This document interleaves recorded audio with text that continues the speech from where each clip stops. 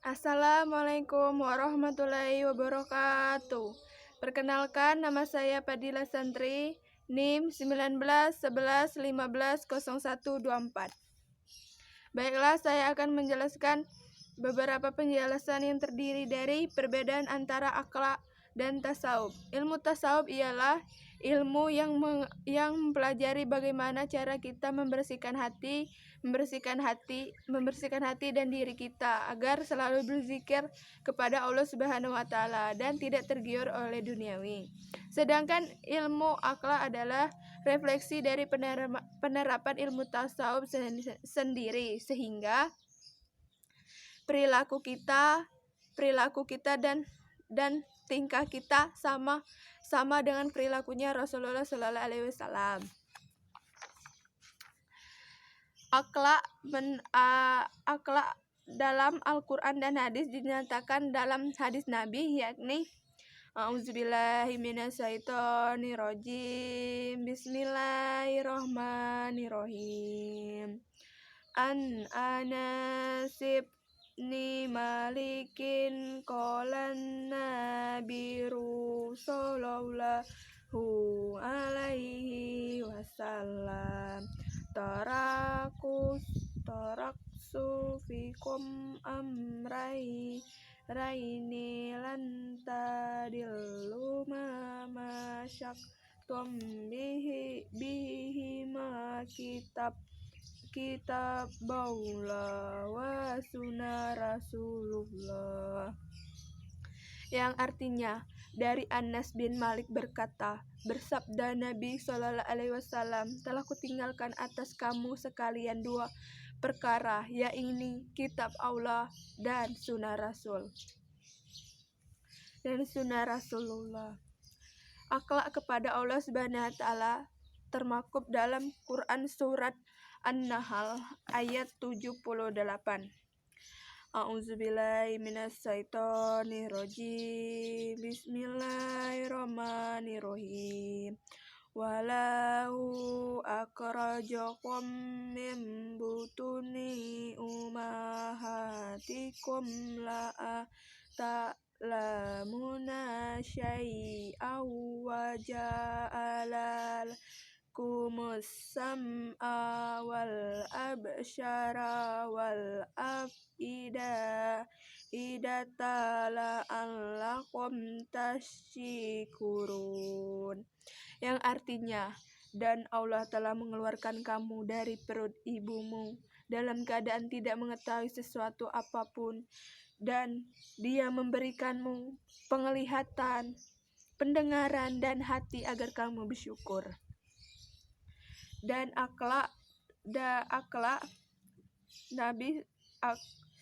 berakhlak menurut Nabi, hadis Nabi Shallallahu Alaihi Wasallam bersabda, yakni Auzubillahiminasyaitonirrojim. Bismillahirrohmanirrohim. Innama bustu tammama soliha ulak. Artinya, sesungguhnya aku diutus untuk menyempurnakan akhlakmu. Hadis Ahmad Bukhari. Ada 3 macam tasawuf, yakni tasawuf fasalfi dan tasawuf fasalfi, tasawuf akhlaki, tasawuf irfani. Tasawuf fasalfi atau yang disebut dengan tasawuf teoritis, yaitu tasawuf yang mencoba menemukan kejadian mistis atau bahasa akal untuk menjelaskan berbagai pengalaman mistis, sehingga lahir konsep-konsep semacam ittihad, wahdatul wujud, dan batinia lainnya. Sedangkan tasawuf akhlaki atau disebut dengan adab tasawuf. Tasawuf ini berfokus pada birokrasi atau aturan-aturan formal untuk membentuk sikap dan perilaku murid dalam berguru, sehingga terkenal dengan dahulukan adab daripada ilmu, karena kalau adab, iblis pun lebih taat. Kalau ilmu, iblis pun lebih taat. Apabila adab, iblis pun angkuh dan tidak patuh kepada Allah sehingga dia tidak memiliki adab. Tasawuf irfani, inilah yang disebut dengan puncak atau jenis tasawuf yang dapat mengubah atau mengalihkan manusia ke dalam atau kepada wujud jati diri yang fitrah atau jati diri yang suci. Termaktub dalam Quran surat Al-Isra ayat 72. A'udzubillahi minasyaitonirrajim. Bismillahirrahmanirrahim. Wa man kana fi hazili ama fahuwa fil akhirat ama wadalul sajila.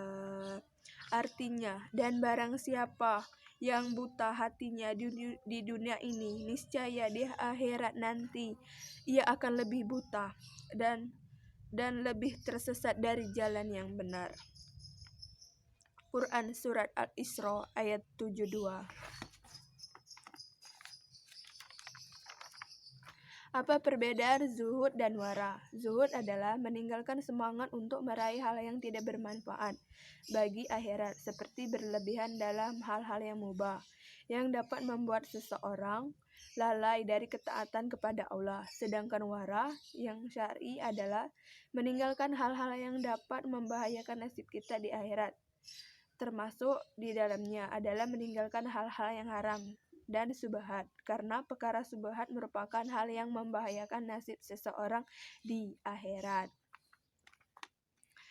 Manusia hedonisme dalam gaya hidup. Manusia hedonisme adalah pandangan hidup yang menganggap bahwa orang akan menjadi bahagia dengan mencari kebahagiaan sebanyak mungkin dan sedapat mungkin, dan meninggalkan hal-hal yang menyakitkan. Ada 3 ciri manusia hedonisme, yaitu berpikir bahwa tujuan utama dalam hidup seseorang ialah kebahagiaan dan kenikmatan. Yang kedua adalah tidak peduli dengan kepentingan orang lain, sehingga mengakibatkan seseorang menjadi memiliki sikap egois. Dan yang ketiga ialah tidak pernah merasa puas dengan hal-hal yang dimilikinya, baik harta maupun keluarga, sehingga memiliki sifat seperti serakah.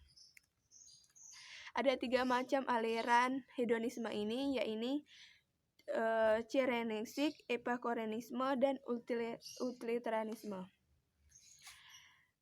Apa pengertian dari musabah? Musabah sering diidentikan dengan proses pengamatan terhadap diri sendiri, was-was ataupun mengevaluasi diri. Termaktub dalam surat At-Taubah, yaitu surat pengampun, adalah surat 9 dalam Al-Quran. Surat ini tergolong surat Madaniyah yang terdiri dari 129 ayat. Syukur merupakan bentuk keridhaan atau pengakuan terhadap rahmat Allah dengan penuh kerendahan hati. Pengertian lain syukur adalah pujian dan pengakuan terhadap nikmat Allah yang dibuktikan dengan kerendahan hati, dan kecintaannya menerimanya disertai dengan ucapan dan perbuatan yang selaras dengan ucapan tersebut. Sabar adalah suatu sikap menahan emosi dan keinginan, serta bertahan dalam situasi apapun dan dengan tidak mengeluh.